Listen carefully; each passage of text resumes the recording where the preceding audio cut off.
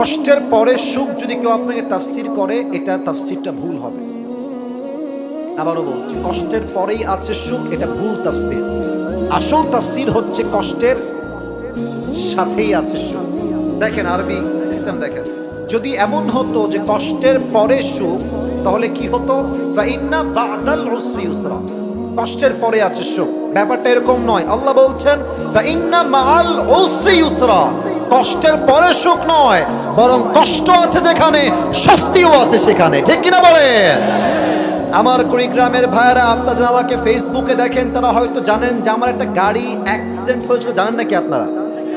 আমার গাড়ি অ্যাক্সিডেন্টটা অনেকেই দেখেছেন, আপনারা যারা যুবক ভাইরা, মুরব্বীরা আমাকে দেখেন। আমি এটা আমার জীবন থেকে বলছি যে কষ্ট আছে যেখানে স্বস্তিও আছে সেখানে। আমি যখন গত বছরে প্রোগ্রাম শুরু করলাম, অক্টোবর, নভেম্বর, ডিসেম্বর প্রোগ্রাম করলাম অন্য গাড়ি দিয়ে, ওটাও আমার গাড়ি। তো ওটা নর্মাল গাড়ি ছিল। তো ভাবলাম যে নর্মাল গাড়িতে প্রোগ্রাম করতে একটু ডিস্টার্ব ফিল করছে, এটা ভালো গাড়ি নিলে আমার জার্নিটা কমফোর্টেবল হবে, আমার জন্য সুবিধার হবে। তো জানুয়ারির 1 তারিখে আমি গেলাম ঢাকা, বাংলাদেশের রাজধানী, যমুনা ফিউচার পার্কের পাশে একটা শোরুম থেকে একটা দামি গাড়ি কিনলাম, ব্র্যান্ড নিউ কার, যেটার তখনকার মার্কেট প্রাইস ছিল মেবি 55 লাখ টাকা, অর্থাৎ অর্ধ কোটি টাকা। কম না বেশি রে ভাই? ভালোই দাম আছে, যাই বলেন আপনারা। তো আমি গাড়িটা কিনলাম খুব শখ করে, জমানো টাকা, কষ্টের টাকা, কষ্টের উপার্জন দিয়ে গাড়িটা কিনেছি। তো আমার গাড়িটা কেনার 7 দিন পরে আমার প্রোগ্রাম হচ্ছে ঢাকার ঠিক মেইন সড়ক পার হয়ে সোজা কুমিল্লা, কুমিল্লার চাঁদপুরে আমার প্রোগ্রাম। রাত 12টায় প্রোগ্রাম শেষ করলাম। চাঁদপুর থেকে আমি আসবো কুমিল্লার মেইন শহরে, গাড়ি আমার ছেড়ে দিয়েছে। আপনাদের যে রাস্তাগুলো আমি আসলাম, যে এই পাশ দিয়ে একবার ডানে বামে, একবার সোজা আর একবার এদিকে, মানে ঢেউ ঢেউ রাস্তা। আচ্ছা আমার দিকে তাকান তো, এই যে আমার হাত দেখেন আব্বাচা, যুবক ভাইরা, look at my two hands, আমার ডান হাত বাম হাত দেখেন, এটা হচ্ছে সোজা রাস্তা। আমি আয়াতের ব্যাখ্যার জন্যই এগুলো বলছি, নয় বলতাম না।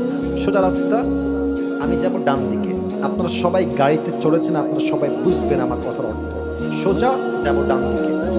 আমার গাড়ি যদি স্লো থাকে আমি এমনি ঘোরাবো, আমার গাড়ি ডান দিকে যায়। যদি আমার গাড়ি থাকে 80-তে বা 100-তে, আমি গাড়ি ঘুরাবো, গাড়ি ঘুরবেও, তবে গাড়ি আর ডানে যাবে না, গাড়ি যাবে সোজা খাদে বা নদীতে। কেন? Over speed. তখন ওইটা আর কাজ করে না। আমার যে ড্রাইভার, প্রোগ্রাম থেকে ফিরে আসছি, ওই চট্টগ্রামে এক মেয়ে শ্বশুরকে মেরে ফেলেছে। বলছে মারলা কেন? এ তো অন্যায় করেছো। তো বলছে আমি কি বলেছি যে আমি দোষ করিনি? তো মারলি কেন রে বাবা? বলছে আমার আবেগ কাজ করছে, বিবেক কাজ করে নাই। তা আমার ড্রাইভার সাহেবের আবেগ কাজ করেছে, বিবেক কাজ করে নাই। সে ওই ছোট্ট রাস্তা, গাড়ি চলতেছে 80-তে, ঠাস করে একটা ব্রেক আসছে, ডান দিকে যাওয়া লাগবে, বৃষ্টি ভেজা রাত, কাদা হয়ে আছে। ডান দিকে যখন তিনি ব্রেক করবেন এবং গাড়ি ঘোরাবেন, গাড়ি আছে 70 কিংবা 80 স্পিডে, গাড়ি তখন আর ডান দিকে যায় নাই, গাড়ি সোজা গিয়ে পুকুরে পড়ে গেছে। মাশাআল্লাহ। পুকুরে পড়ার পরে কেমনে পড়েছে আমি বোঝাই।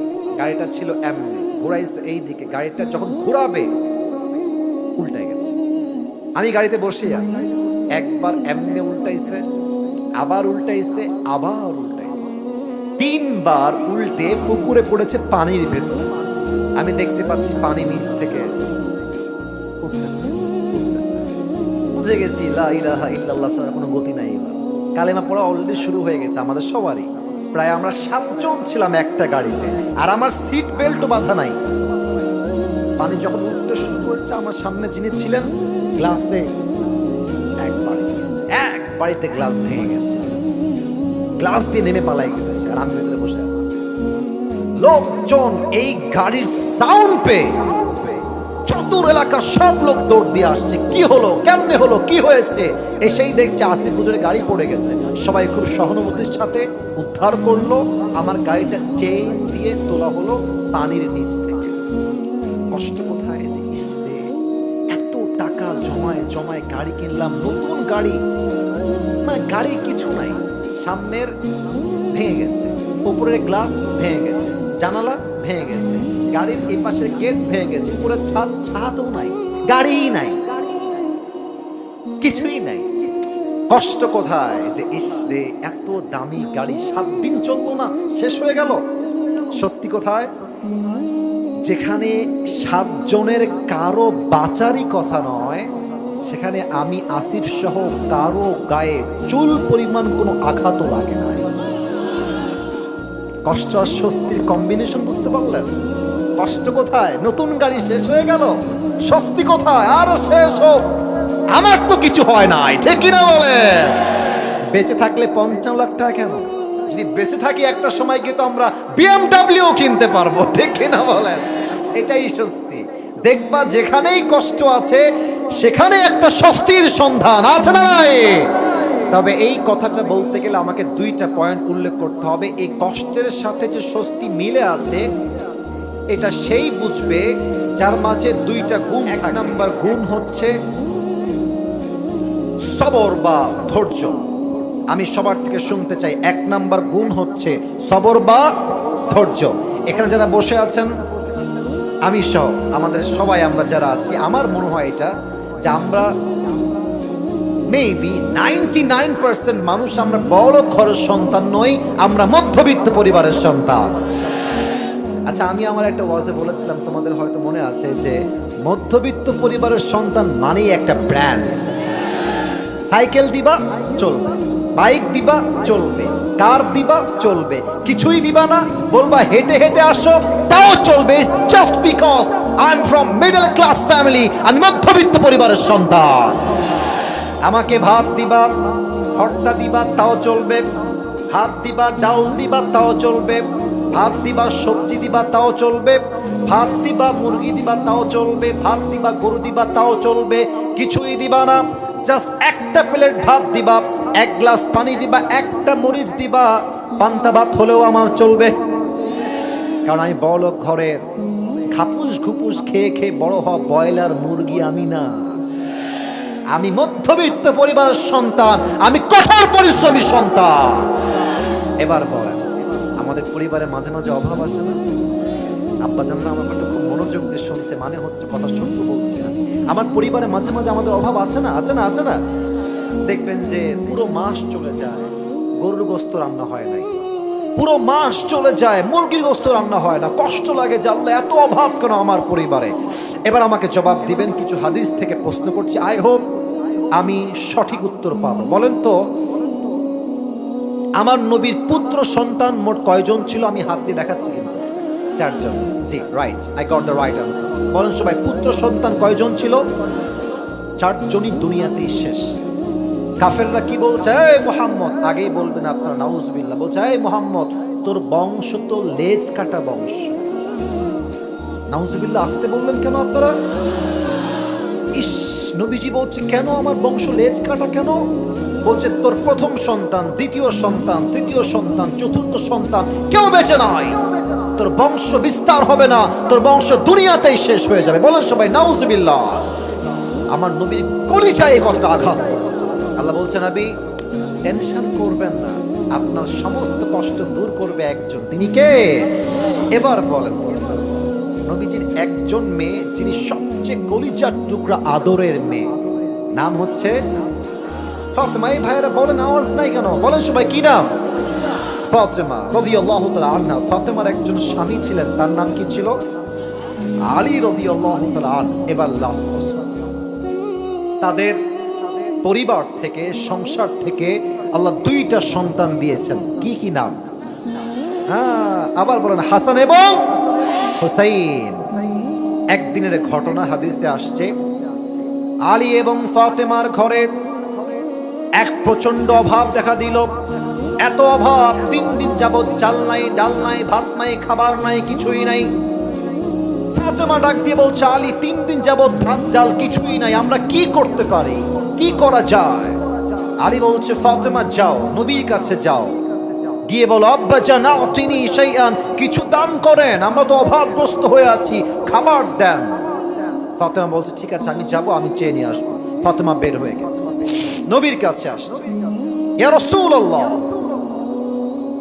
আতিনি শাইআন, আমাকে কিছু একটা দান করেন, আমরা খুব ক্ষুধার্ত, 3 দিন যাবত কিছুই আমরা খাই নাই। আমার নবীজির কি আদর্শ, কি স্ট্যাটাস, কি সিস্টেম।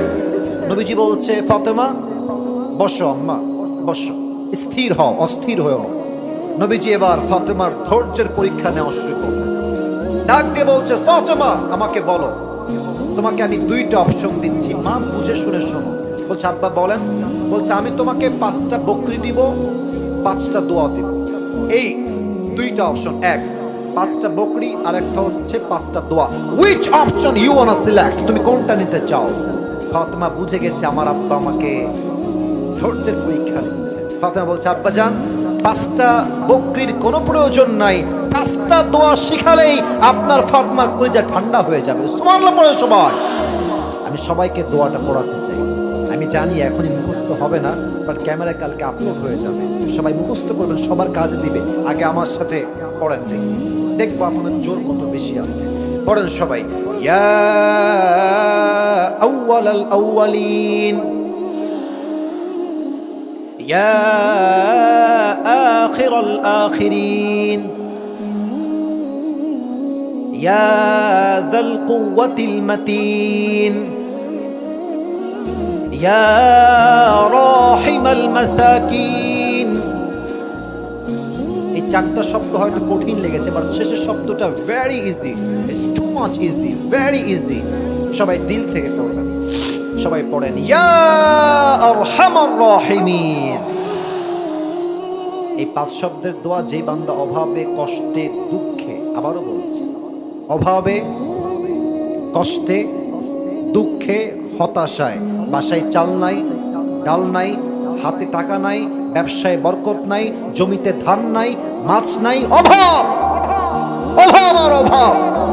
এই 5 শব্দের দোয়া যেই বান্দা আমল করবে, আল্লাহর হাবিব নিজেই গ্যারান্টি দিয়েছেন তার সমস্ত অভাব দূর করার দায়িত্ব আল্লাহ নিজ হাতে নিয়ে নেবেন। এই 5 শব্দের দোয়া সবাই পাঠ করবেন। ফাতেমা দোয়াটা শিখে বাসায় চলে আসছে। ওইদিকে Hasan, Hussain, Ali, they were waiting for the food. সবাই অপেক্ষায় আছে, খাবার নিয়ে আসবে মা, আমার সবাই খাবো। আলী দেখছে দূর থেকে ফাতেমা আসছে। ফাতেমার এই হাতেও কিছু নাই, এই হাতেও কিছু নাই, 2 হাত ফাঁকা। ফাতেমা যখন দরজার কড়া নেড়েছে, আলী গেট খোলেন। গেট খুলে বলছে, তোমার হাতে খাবার কোথায়? আমি ক্ষুধার্ত, আমার সন্তানরা ক্ষুধার্ত, খাবার কোথায়? তোমার হাত তো খালি। ফাতেমা ডাক দিয়ে বলছে, আমার হাত যদিও বাহ্যিক দৃষ্টিতে খালি মনে হচ্ছে, হে আলী, যাহাবতু লিদ-দুনিয়া ওয়া জিতু বিল আখিরাহ, আমি আল্লাহর হাবিবের কাছে দুনিয়া চাওয়ার জন্য গিয়েছিলাম, আমার হাবিব আমার 2 হাত ভরে আখিরাত দিয়ে ফেরত পাঠিয়ে দিয়েছে। কোন সুবহানাল্লাহ। আমি দুনিয়া পাই নাই, আখিরাত নিয়ে আমি ফেরত আসছি। আলী বলছে, তোমার কথা বুঝে গেছি, বাট সন্তানগুলো ক্ষুধার্ত, আমিও ক্ষুধার্ত, আমার খাবারের বড্ড প্রয়োজন। এবার আলী জামাই দৌড় দিয়েছে শ্বশুরের কাছে। শ্বশুর বুঝে গেছে তারা খুবই ক্ষুধার্ত। আসলে আলী এসেছে, বলছে, এদিকে আসো, এদিকে আসো, এদিকে আসো, বসো। যখনই, আচ্ছা ঠিক আছে, বুঝে গেছি, শেষ কথা বলে দিতে হবে। যখনই চলে আসছে, এসে বলছে, নবী হে, 3 দিন যাবত না খাওয়া, আমাকে কিছু খাবার দেন। তিনি সেই আন। নবীজি বলছেন, শোনো, 2টা অপশন দিব। বলেন সবাই কয়টা? আমার সময় কম, আমাকে শেষ করতে বলেন সবাই কয়টা? 1, তোমাকে আমি 5000 বকরি। কয় হাজার? আবার বলেন সবাই কয় হাজার? আর 5টা দোয়া শেখাতে চাই। তুমি কোনটা চাও আলী? আলী বুঝে গেছে আমার শ্বশুর আমাকে ধৈর্যের পরীক্ষা দিয়েছে। আলী বলছে, আব্বা যান, দোয়া দেন, আমার বকরির দরকার নেই, দোয়া দিলে আমি খুশি হয়ে যাবো। সুবহানাল্লাহ পড়বেন না আপনারা? নবীজি আবার তাকে সেই দোয়া শেখালেন। তিনি দোয়া শিখে ফিরে আসলেন। হাদিসে আসছে, ভেরি শর্টকাট ওয়েতে বলছি, স্বামী এবং স্ত্রী 2 জন মিলে 5 শব্দের দোয়ার আমল শুরু করলেন। আল্লাহর হাবিব বলেছেন, এই 5 শব্দের দোয়ার বিনিময়ে আলী এবং ফাতেমাকে আল্লাহ তাআলা এত রিজিক দিলেন, তার কল্পনাই করতে পারলো না। সুবহানাল্লাহ। তাহলে 1 নাম্বার ধৈর্য ধারণ করবেন, যত কষ্টই আসুক। 2 নাম্বার কথা বলে শেষ করছি, তাওয়াক্কুল, আল্লাহর উপরে ভরসা। ভরসাটা কেমনে করবেন? মনে করেন যে আপনার বাড়িতে মাত্র 5,000 টাকা আছে, আপনার লাগবে 50,000 টাকা। 1, আপনি সর্বোচ্চ চেষ্টা করবেন টাকা কামানোর জন্য। 2 নাম্বার, ভরসা রাখবেন, আমার যত কষ্টই আসুক, যত দুঃখই আসুক, সমস্ত কষ্ট, হতাশা, অভাবকে দূর করবে আমার রব। আওয়াজ দিয়ে বলেন সেই রবকে। আল্লাহ তুমি সবাইকে সবরে জামিল দান করো এবং সবাইকে তোমার উপরে ভরসা করার তৌফিক দান করো। পড়েন সবাই।